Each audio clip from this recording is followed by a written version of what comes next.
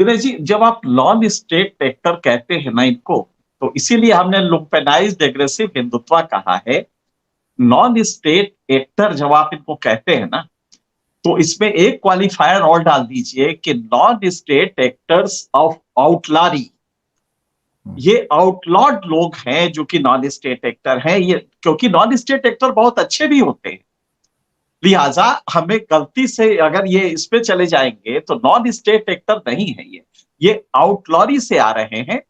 लिहाजा इनको क्वालिफाई करना पड़ेगा। खैर, जो बांग्लादेश में लोग कह रहे हैं वो बिल्कुल मुनासिब कह रहे हैं और हमें ये सोचना पड़ेगा।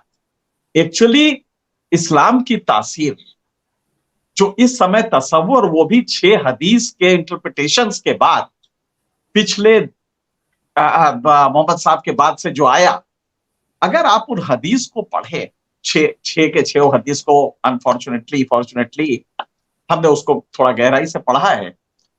ये प्रॉब्लम वहां की है। उस अगर रिलीजन के टेक्स्ट को देखे, कुरान शरीफ, और कुरान शरीफ के भी 2 फेजेस हैं उस पे, तो खैर उस पे हम बाद में जाएंगे, आप इस पे नहीं जा सकते। लेकिन जब इसको देखेंगे, इस रिलीजन की तासीर अलग है। लिहाजा जो सबसे बड़ा खतरा है कि अगर आप चाहें कि 22 करोड़ मुसलमान को हम by dint of use of force हम इनको दबा लेंगे, यह मुमकिन नहीं है। यह हिंदुस्तान सीरिया बनने जा रहा है।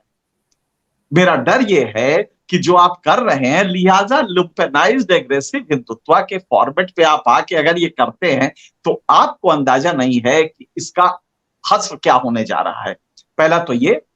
दूसरा ये है कि आपने शुरुआत में ही कहा था कि संघ के सरसंघ चालक अगर कुछ बोल रहे हैं तो ऐसे ही हवा में नहीं बोलते, और उनकी बात में गंभीरता होती है, कोई एक मैसेज होता है।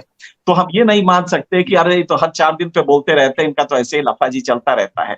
संघ का सरसंघ चालक अगर बोल रहा है तो हमें उसको प्यूटेटिव वैल्यू और उसके रियल वैल्यू को हमें देखना पड़ेगा।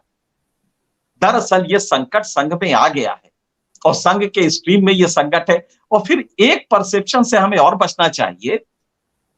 हमने कहा कि कई बार ये जो दोनों थॉट्स हैं कई बार मर्ज कर जाते हैं, फिर डेविएट होते हैं, लेकिन ये हमेशा स्ट्रीक रहा है। संघ में 2 स्ट्रीम्स रहे हैं और आज संकट उसका यही है कि आपने गेन के लिए, ये बात सही है कि इसके पहले 70 साल आपको नहीं मिला। आप याद करिए कि संघ 90 साल से संघ का अस्तित्व है, लेकिन आज इसका पॉलिटिकल कन्वर्जन अभी तो हुआ है। जुमा जुमा 4 रोज हुए, इसके पहले तो नहीं था। तो संघ आदतन सत्ताधारी है, ये नहीं है। हाँ, हिंदुत्व उसका प्लैंक है। अब आपको हम बताएं वीर सावरकर और उसमें क्या अंतर है, ये स्टेटमेंट जरा सुनिएगा। But as long as in addition to our country he has, he जो उन्होंने इस्तेमाल किया है मुसलमानों के लिए, but as long as in addition to our country he has not adopted our culture, our history, inherited our blood, and has come to look upon our land as not only the land of his love, but even of his worship, he cannot get himself incorporated into the Hindu fold. ये वीर सावरकर है, page number 101 जी। अब इसके ठीक बरक्स जरा दीनदयाल को सुनिए। हिंदू समाज का राष्ट्र के प्रति कर्तव्य है कि भारतीय जनजीवन के तथा अपने उन अंगों के भारतीयकरण का महान कार्य अपने हाथों में ले जो विदेशियों द्वारा विदेशाभिमुख बना दिए गए थे। हिंदू समाज को चाहिए कि उन्हें स्नेह पूर्वक आत्मसात करे। केवल इसी प्रकार सांप्रदायिकता का अंत हो सकता है और राष्ट्र का एकीकरण भी हो सकता है। इसके बाद उन्होंने कहा था, विविधता में एकता या एकता का विविध रूपों में प्रकटीकरण ही भारतीय संस्कृति का विचार है। संघ ने इसको दरकिनार कर दिया। दरअसल बड़ी खूबसूरती से दीनदयाल उपाध्याय के फिलॉसफी को, जो एकात्म मानववाद का फिलॉसफी था, उसको दरकिनार कर दिया और गुरुजी को, वीर सावरकर को ये फॉर्मेट ले आए जिसकी पैदाइश गांधी को मारने वाला वो था, वो नाथूराम। आज जो हो रहा है ये वही फॉर्मेट है। तो संघ के लिए अब ये चिंता हो रही है कि यार मैंने बनाया तो था, लेकिन ये तो एक वो हो गया जो कि अपने ही को खा जाएगा जी। वो मॉन्स्टर, उस तरह का मॉन्स्टर हो रहा है कि हमने लुम्पेनाइज्ड एग्रेसिव हिंदुत्व तो ले आए। हाँ, संघ भी एक वर्ग है जो इस फॉर्मेट, क्योंकि मीडियोकर्स लेते हैं संघ में, वो हाई इंटेलेक्चुअल कैलिबर नहीं होता, वो तलाशते हैं कि मीडियोकर आए, एक लेवल पे उसको इंडोक्ट्रिनेट करके फिर छोड़ दिया जाए। लिहाजा ये प्रॉब्लम संघ की रही है, लेकिन एक स्ट्रीक हमेशा रहा है। और हम ये ना माने कि संघ कोई दाऊद इब्राहिम है जो वहां बैठे सोच रहा है कि अब किसको मारना है, कहां बम फेंकना है। संघ का ये फॉर्मेट नहीं है, आइडियोलॉजिकल है, एग्रेशन का स्ट्रीक भी है, लेकिन ये नहीं है। ये सोचेंगे तो थोड़ा सा ज्यादा होगा। पर संघ की ये क्राइसिस हो गई है कि ये जो वर्ग है ये रूल करने लगा है। जब आपने कहा फ्रिंज एलिमेंट है कि नहीं, फ्रिंज एलिमेंट है, झूठ ना बोले। हम लोग अपने को बचा, ये फ्रिंज एलिमेंट है जो उधर आके बैठ गए हैं। और मुझे याद आता है इसमें एक बार बड़ा अच्छा हेनरी डेविड थोरो का किस्सा, जिसको गांधी ने सिविल डिसोबीडियंस मूवमेंट माना जाता है कि उससे लिया था। तो थोरो में अमेरिका में एक टैक्स आया, थोरो ने कहा no state can not impose this tax, this is beyond its powers. और ये कह के उन्होंने टैक्स नहीं दिया, उनको जेल में बंद कर दिया गया। उस जमाने में मीडिया होता नहीं था, तो अचानक उनका पड़ोसी किसी और कैदी को देखना, जब जेल पहुंचा तो देखा थोरो बंद है। तो बोला Thoreau how come you are inside the jail?